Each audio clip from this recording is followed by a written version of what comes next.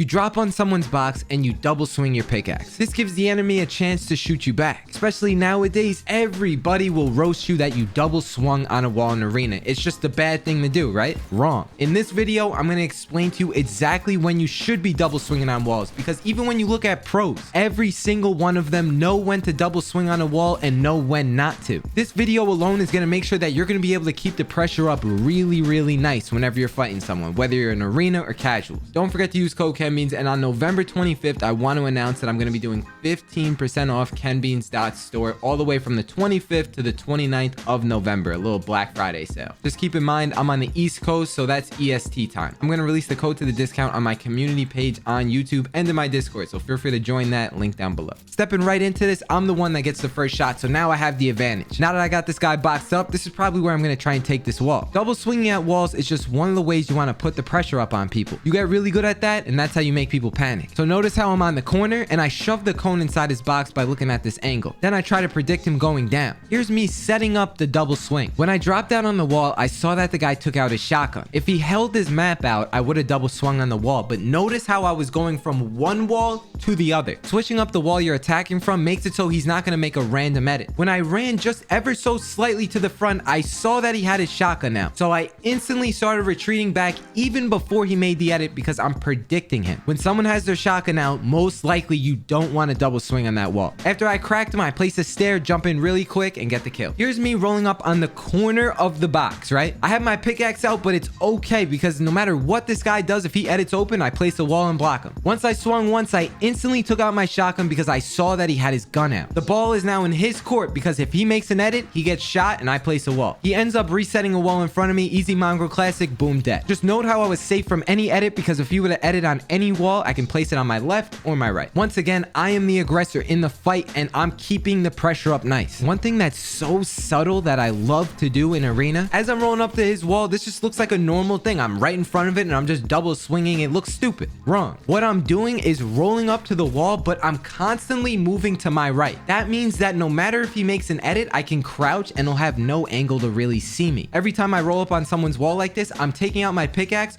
One, I try to hit it when I'm in the air. That's how I take walls even faster, but two, I'm going to the right as I'm doing it, so I'm not staying in the center of the wall waiting for him to make an edit and shoot me. I end up getting the wall regardless, so I go in there with peace control and I kill the kid. If you ever double swing on a wall, make sure that you're taking it as you're going to the right so that you have cover if they make an edit. Here's an example where I'm consistently swinging at this guy's wall. That's because he doesn't have a wall in front of him. No matter what edit he makes, I'll be able to shove a wall and block his shot. That's exactly what I did right here. If you want to get better at double swinging, what you have to do is try and swing your pickaxe as you're falling down. One thing you always risk when you double swing is getting pre-fired. Keep that in mind, because I'm going to demonstrate a clip later on how when I killed a kid just like that by pre-firing. Watching this, it gets a little toxic at the end, but every example is important to understand when to double swing. You learn when to double swing and when not to double swing by watching examples of when it does work and when it doesn't work. That's how I structure these videos. Me personally, one of the best ways I learn is by watching. Rolling up on this next clip, when you have a pepper, it is so easy to double swing at walls. When someone's boxed up in a single box, you can practically run around with that pepper and just start swinging randomly. What you have to do is start swinging, but continue your momentum to the right. The objective to double swinging is to literally just look at the guy's movement and see if he has his map out or not. Here he's getting third partied, he's holding his map out. If I get the wall, he's dead.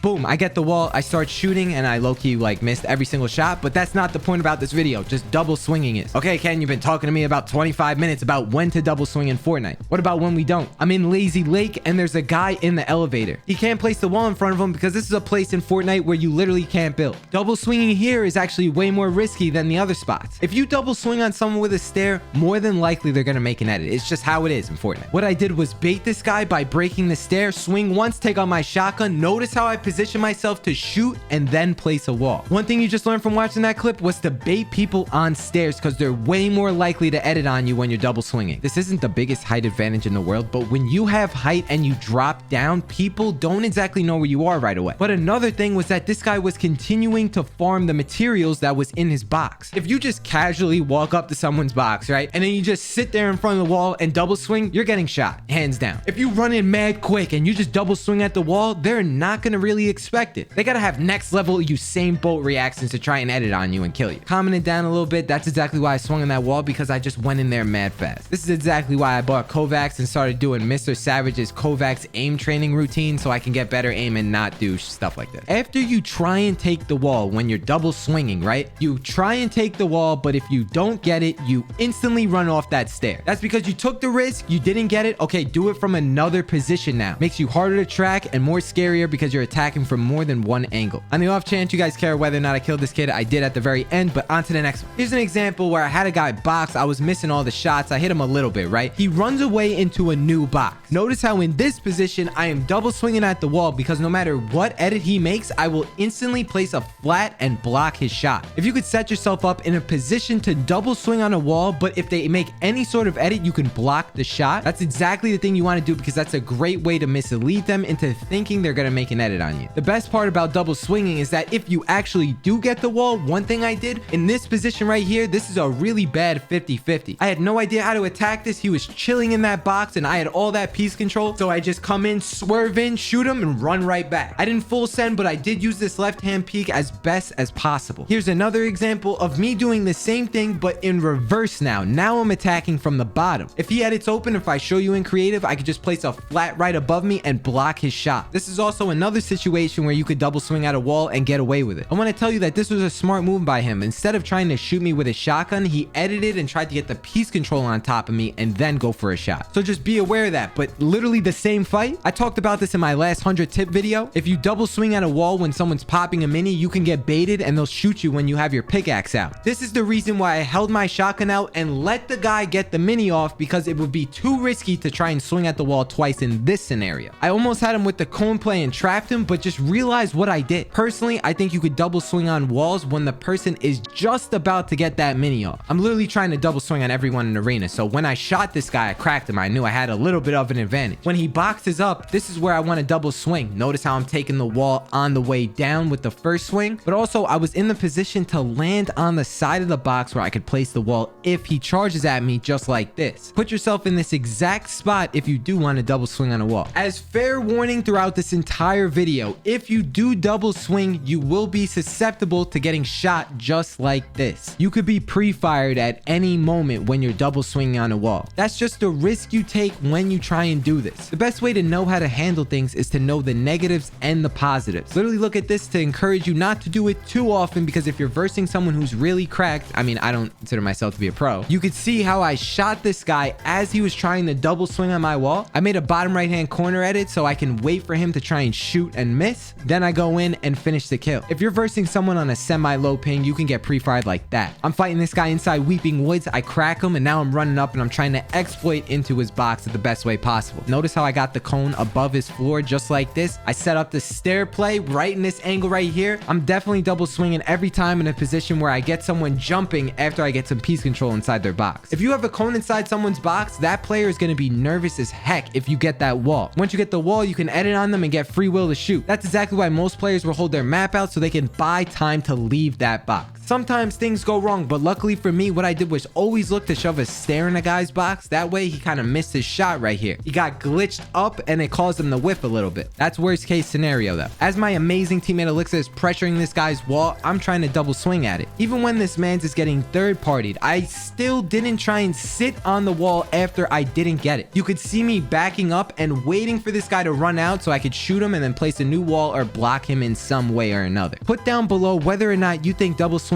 is a smart or dumb thing to do. Are you going to be one to continue following the meta, or do you think that this is the new wave to learn how to double swing on people's walls? This is a very important tactic that when I watch other pros, they do this all the time. Really quickly, I just want to point out this is a really big year for me. Every single month these past like 5 months, we've been growing and growing and growing way faster than the previous. With that being said, I hope you guys have a wonderful rest of your day or a good night, and I'll see you in the next video. Deuces. Peace.